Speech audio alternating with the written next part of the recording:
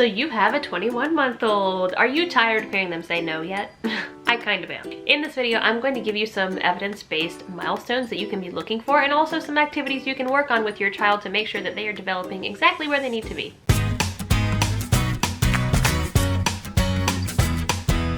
If you're new here, hello and welcome. My name is Jenny. I am a certified teacher, doctoral student, and mom of two girls, Alice, who is currently 23 months, and Mina, who is 6 months old.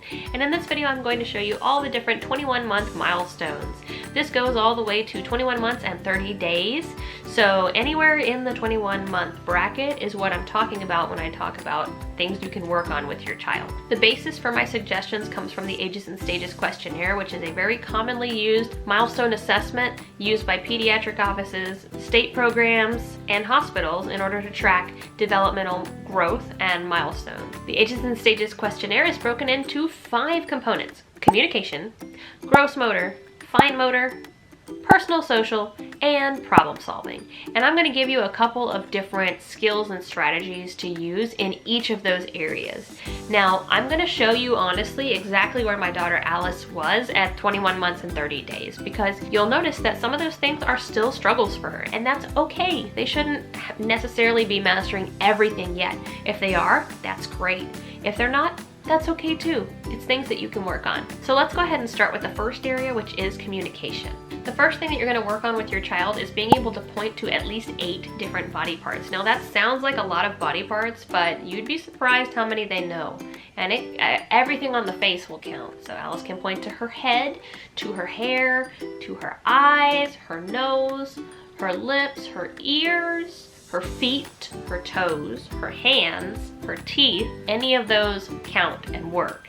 You can also make it a game and see if they can mimic you and say, I'm pointing to my shoulders. Can you point to your shoulders? These are your shoulders. So there's a couple of different ways that you can teach that, but they should be able, by the end of 22 months, be able to name 8 different body parts. So start working on it now, see what they can do, sing head, shoulders, knees, and toes, or the hokey pokey a whole bunch of times, and eventually they will get each of those body parts. The second communication milestone that you're going to be working towards is using 2 to 3 word phrases that represent different thoughts. So this kind of organically evolved for Alice, but it did take her a little bit of extra time, and that's okay.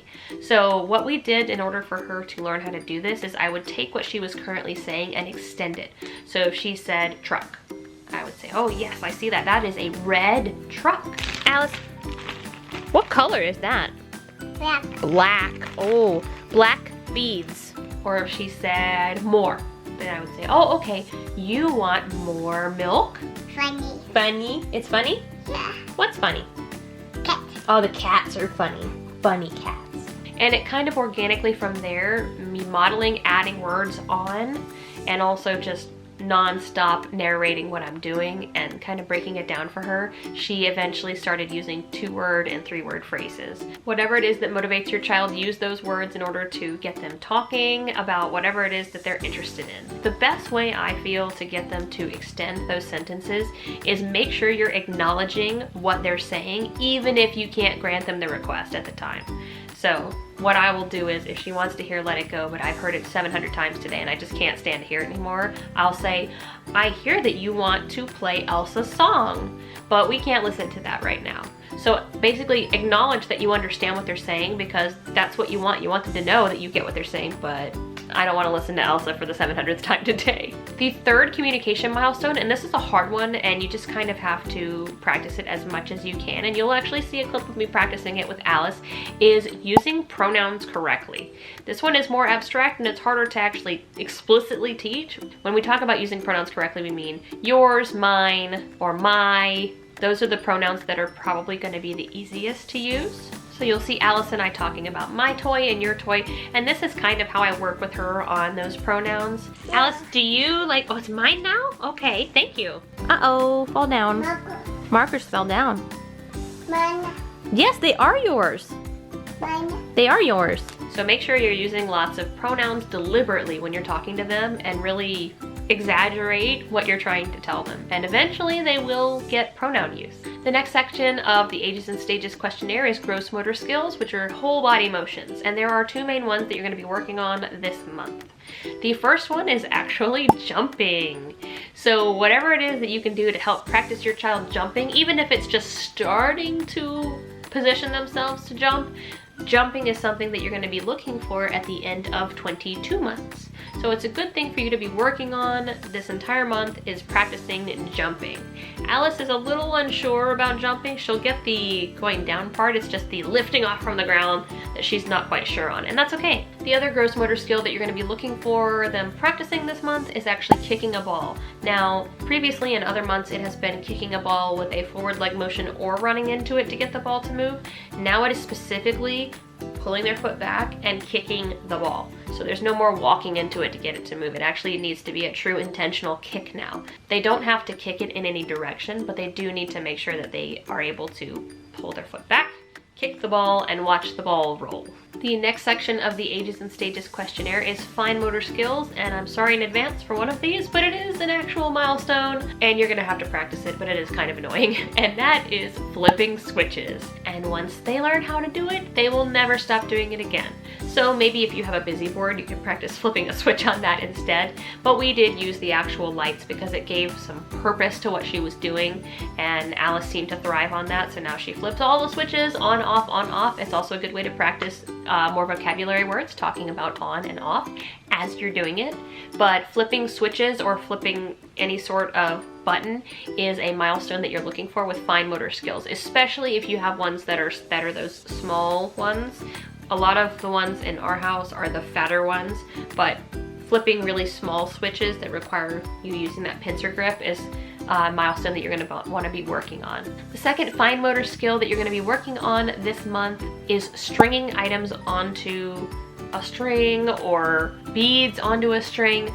The way I found the easiest to do this, to work with Alice, was actually use a pipe cleaner and penne pasta, because it's difficult. I tried initially with beads and it was too much of an ask for Alice to be able to put beads onto a pipe cleaner. I do think it's helpful to use a pipe cleaner because it's rigid. So what I would suggest is using a pipe cleaner and then penne pasta and seeing if your child can actually thread the pasta onto the pipe cleaner. And they probably will really enjoy doing it too. The next section of the Ages and Stages Questionnaire is problem solving. So in terms of problem solving, you're going to be working on two particular skills. The first one is pretend play. So you're looking for them to pretend that something is something that it's not. So maybe using a box as a hat, or a box as an airplane and flying in the airplane, or anything that is involving imagining that something is something that it's not, and your child knowing that it's not that thing. The best one that I have found is using different objects as hats that are not actually hats. So a bucket, for example. Alice knows that a bucket is not a hat, but she can put it on her head and pretend that it is a hat. The second problem-solving milestone that you're going to be looking for is handing your child something upside down and seeing if they can recognize that it's upside down, turn it over, and use it properly. This applies not only to markers, but also forks and spoons. So go ahead and start practicing giving your child something upside down and watch those wheels turn as they realize, oh hey, this isn't gonna work like this, I need to turn it over.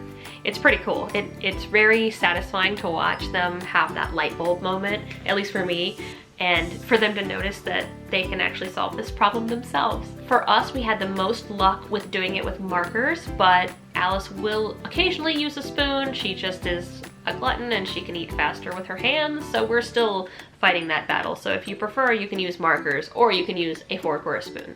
The last section of the Ages and Stages Questionnaire is personal social skills, and there are two skills that they will be working on this month. The first one is being able to pull or steer a large car or a wagon around different obstacles that are in the way.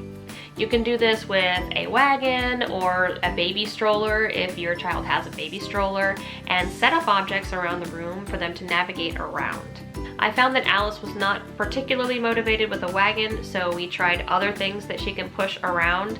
So just give your child different things and put things in the way and see if they'll realize that they have to navigate around it. That is one of the personal social skills that you're working on. The other personal social skill that you're going to be working on is copying gestures that you do. So you can pat your cheeks, you can pull on your ears, you can cover your eyes, you can open your mouth. You're looking for your child to copy your motions. So I actually had a lot of fun doing this with Alice, and I got to see all the different things she could copy of my own gestures. So she really enjoyed it as a game, and she'd ask me for more and more and more.